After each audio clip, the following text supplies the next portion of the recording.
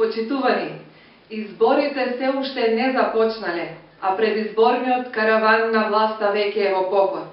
Не знаеме зошто, но како никој да не е изненаден, се е веќе видено.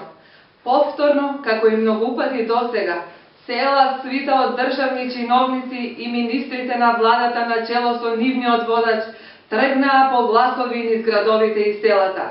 Тргнаа да сечат ленти и да поставуваат темелници, да му сеат лаги, ветар и магла на осиромаштениот и обесправениот македонски народ.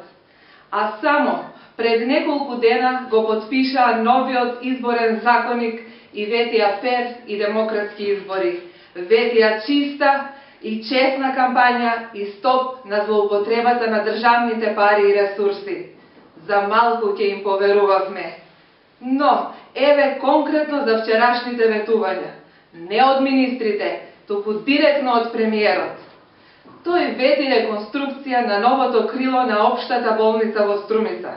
Најави како да станува збор за шупа или објект во распаѓање. Објект во карабина кој требало да се реконструира од темел до кров. А истовремено контрадикторно најави дека станува збор за простор од над 6000 метри квадратни во кој ќе се сместат оперативните оделенија од постоечката болница и плюс идниот ургентен центар кој веќе неколку пати требаше да проработи.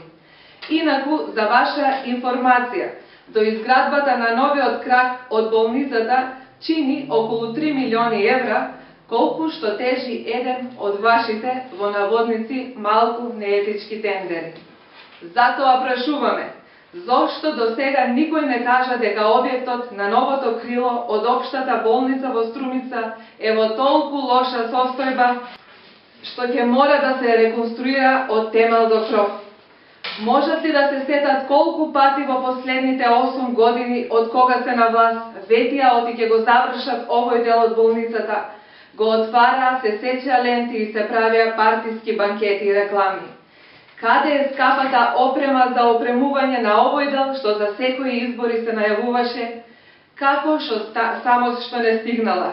Зошто премиерот и овој пат не кажа која е вистинската причина што болницата во Струмица не се вклучи во гасоводната мрежа на единствениот гасифициран град во Македонија, а истовремено секоја вечер преку партиските медиуми ни ги откриваат предностите од гасификацијата што некогаш треба да и се случи на Македонија.